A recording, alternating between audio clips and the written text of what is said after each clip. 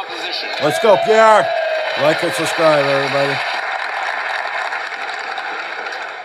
Les lois. Liberal legislation has freed criminals in our streets and created chaos everywhere. In St. Jerome, a woman was killed by her spouse, a man who was arrested 30 times before and who violated his release conditions several times, and he was released by these liberals. Today we're voting on a conservative motion to reverse these liberal laws, put criminals back in prison, and restore security for all Canadians. Will the PM allow this to pass? The Honourable Minister of Justice. Every Canadian deserves to be safe and to feel safe in their communities. Over the course of the recent federal election campaign, we made several commitments to help reform Canada's bail system and to advance stronger penalties for those who commit serious offences against their fellow Canadians. Mr. Speaker, we are willing to work across the aisle with other members to ensure we put forward reforms that are informed by evidence, not ones that are seemingly copied and pasted from American-style bail laws. Mr. Speaker, it's only going to be a matter of weeks before we advance new legislation to strengthen criminal justice reforms in this country. I hope all members from all parties support us. The Honourable Leader of the Opposition. Mr. Speaker, yesterday I met with the head of the Peel Regional Police Union, along with a group of crime victims. Among them was the Faruqi family. Alim Faruqi rose at night to protect his kids from a home invader, was shot in the throat. He's dead. His brother came out and said the Liberal government should be ashamed of itself for keeping in place Liberal bail that has allowed for 1,600 crimes every single day. We have a motion before the House to get rid of Liberal bail and restore safety to our streets. Will the Prime Minister let it pass? Here, here. Honourable Minister of Justice. Mr. Speaker, obviously, when such violent circumstances arise in communities across the country, it's incumbent upon members of Parliament on both sides of the aisle to condemn them unreservedly. I would remind my honourable colleague some of the laws that he points to in his many promises, including ones pertaining to self-defence, were in fact put into Canada's laws when the Conservatives left held power while Stephen Harper was Prime Minister and the Leader of the Opposition was in his cabinet. Mr. Speaker, moving forward, Conservatives, Liberals and others will see some of the strongest reforms being put in place when it comes to changing the bail system in this country and when it comes to adopting stiffer sentences for serious crimes. So meaning no. The Honourable Leader of the Opposition. Mr. Speaker, the Prime Minister promised he would negotiate a big win in terms of the U.S. and get a deal before July 21st. Tomorrow, he'll be announcing the deal he will get with the U.S. President. The PMO has indicated to the media that there'll be full elimination of tariffs on aluminum and steel. Can he confirm as well that the big win he'll be announcing tomorrow will include the elimination of all tariffs on cars, softwood lumber, and all other Canadian products? The Honourable Minister.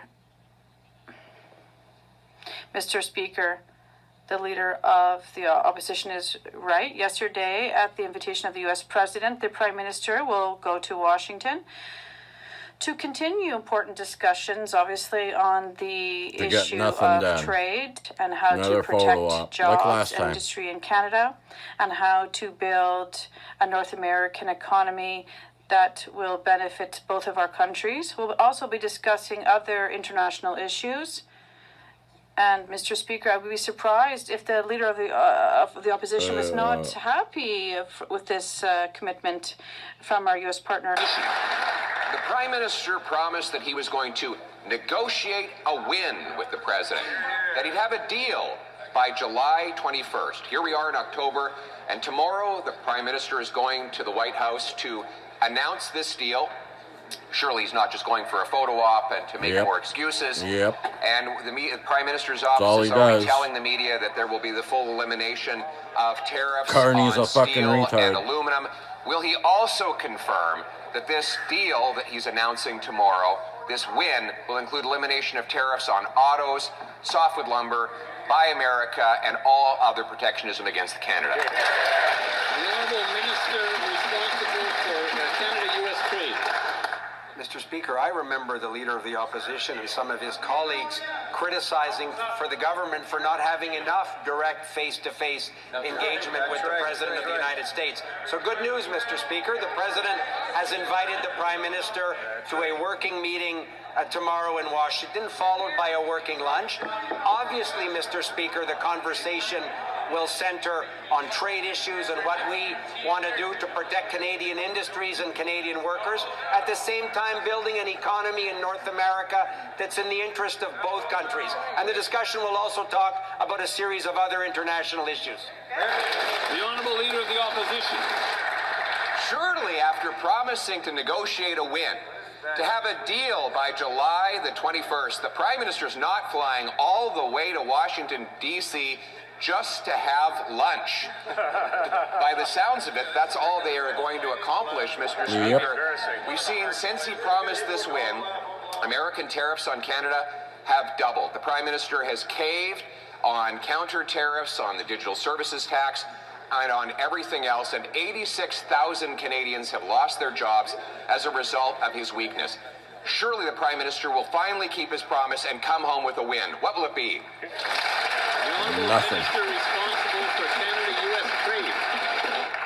Mr. Speaker, Canada is currently in the best position of any major trading No, we're ally not, of the you United fucking States. retard. But we've said consistently, Mr. Speaker, that we have work to do with our American partners on sectoral tariffs. We have work to do in building an economy in North America that's in the interest of Canadian businesses and Canadian workers. That's exactly the conversation that the Prime Minister will have with the President. And Mr. Speaker, was the Leader of the Opposition suggesting if the President of the United States invites you to go to Washington for a meeting and a working lunch, we should have just said no and hung the phone up? I hung the phone up. Getting all red Leader of the Opposition. like an idiot. No, we're suggesting he actually keep his promise and Yeah. negotiate a win. You tell him, Pierre. Yeah. The Liberals' excuses are tripping over Always each other. excuse. Last week, the Prime Minister said the American tariffs on Canada are so bad that that's why we have the fastest shrinking economy in the G7, the second highest unemployment, $52 billion of net investment that has fled, 86,000 jobs that have been lost. And now they're saying that we have the best possible position.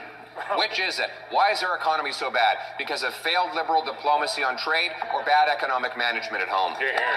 Bad echo management. The Honourable Minister of Industry. This We one's a never fucking talk down retard our too. workers, we never talk down our industries, and we never talk down our economy. Let me talk to you about good news, Mr. Speaker. 500 jobs new at Itachi in Varennes, Quebec. 150 jobs in Alstom, Saint-Bruno, Quebec. 400 new jobs in Kitimat, Cedar, LNG. 500 new jobs at Ferrero, Brantford, Ontario. Who doesn't like Nutella? 460 jobs at Stem Cell Technologies in Burnaby. We'll continue to build Canada. What a retard. Like and subscribe, everybody.